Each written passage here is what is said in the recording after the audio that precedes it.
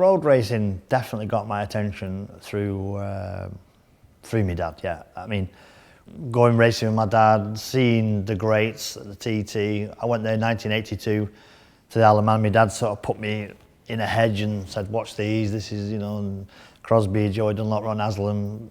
They come down, it's just the noise, the smell, the atmosphere, the bikes grinding out the bottom of Bray Hill and off they wobble out of the distance over Aggo's Leap, and I was just blown away by it. And, you know, my dad was my hero really, to watch my dad race the bikes, but then these guys were just in another universe, you know. These are so fast and so colourful and big and noisy, and just it was just like, wow, I would love to be a TT rider one day, you know. And I didn't know how. I had the dream, but I didn't know how it was all gonna come together, if you like. And 16-year-old AP50 Suzuki, painted it myself, tuned it myself, went to school on it for the first time at 16. You know, always cool when you go to school on an AP50. You know, you always get the girls behind the bike shed when you're on a motorbike, aren't you?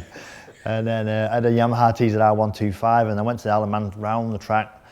When I was 17, I just did lap after lap after lap after lap. When it ran out of petrol, put more petrol in, more and more and more laps. And then, I suppose when I first started racing, you know, I started having some decent results at club level, and it was difficult. I was apprentice bricklayer. I was going to college and going on sites, and we'd save a few quid together and all chip it in the pot. And also, my nana, my mum, friends, you know, Becky's mum and dad, we all just gathered a bit of a pot up to go racing. And yeah, you know, in 1991, it was a long time ago, we started going okay at club level, won a couple of club races, and we all fellas, you know, it was the worst.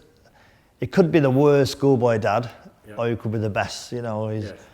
When he never saw that I'd done my best, he'd be the grumpy dad driving home, you know, in the truck, and you know, you could cut the atmosphere with a knife, and then if I'd had a good result, the trophy would be on the dashboard of the van, you know, and he'd be like, you know, the proudest dad in the world. So 96 first TT was super tough for me. You know, it was really bad weather, so we didn't get a lot of practice, and all practices were damp and sketchy. And you know, I remember my first lap, and it was wet, dry, sunny, foggy.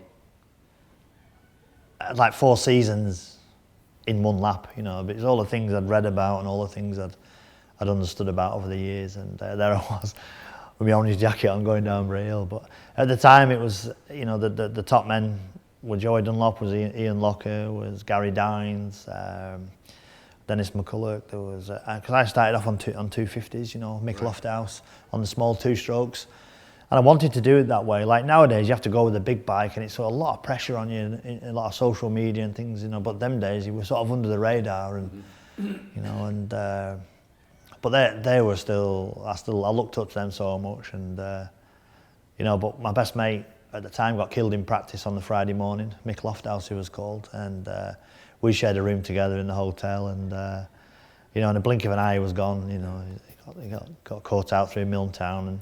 You know, I was ready for going home, and the toughest person was Mick's dad, old Arthur. I'll never forget him. You know, really? Little Arthur comes strolling up. You know, he's like, "Get on that fucking bike."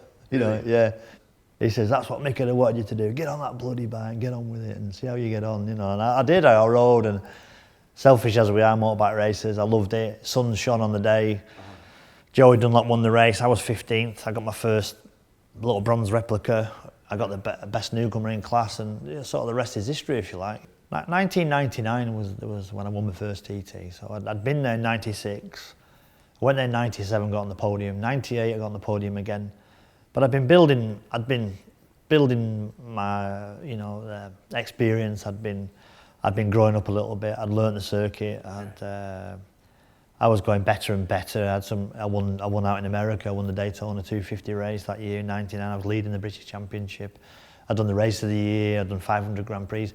So I got the experience, and I remember being on the start line in 1999. I was fastest in practice. I was on the best bike. I'll hold my hand up. I was on the best bike, and I remember just like revving it. John McGuinness, fastest in qualifying, theoretically the favourite for this race. This thing, you know, I hit the bottom of Bray Hill, and the bike was going so fast, and I said, you know, It's now or never, John. You know, if you don't win this race now, you're never going to win one. John McGuinness is not only the race leader, he's also the leader on the road. As through You've got your best opportunity, you're on the best bike, conditions are good, and I won it by 40 odd seconds, you know. I broke Ian Locker's 9-year-old lap record. This, though, is your winner, John McGuinness, for the Vimto team. What a ride. McGuinness is the happy man and the team waiting to welcome him into the winners' enclosure. It's a really funny feeling, you know. When I crossed the line, I came into the pits, and normally I'm pretty chirpy and got a lot of things to say, and I came in and it was a really surreal circumstance. You know, my wife was there, we've been together 30 years, and you know, she's crying and stuff. I didn't know what to say, you know. It was like a bit of an anticlimax, if you like. It was like all that effort and all the, you know, through school and drawing the pictures and reading the books and I wanted it to be a bit better somehow. I was like, oh, right, you know. But we had a great night that night. We went and got leathered. I think we're sportsmen. I think we're athletes. I think we're very calculated. We're clever. You know, we're not just. A lot of people out of the box just think we're mental. Yeah. I've done 50-odd thousand miles around the Isle of Man and hit every single apex on 125s, 250s, 500s, twins, Ducatis, Yamahas, and I'm still here. So there's something got to be said about that. You can't just be a lunatic. And when Mark came and Rossi came, you know, they said we were gladiators, they respect us, you know, wow, you know, and Rossi called me balls of steel, and, you know, they never said anything derogatory towards it. They felt it. They felt the passion, they felt you know, what it is, the atmosphere, what we're doing it for, and, you know, you can't take that away, you can't take that away. John McGuinness, Mike Halewood, only Joey Dunlop ahead of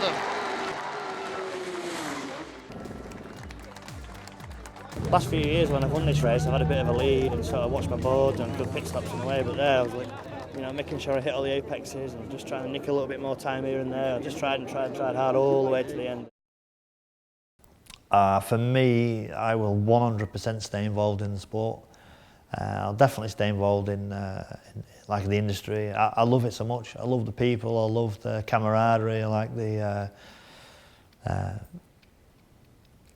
There must be something for me. I haven't got my finger on it yet. I'm in here. I'm still racing. I'm still at the top of my game.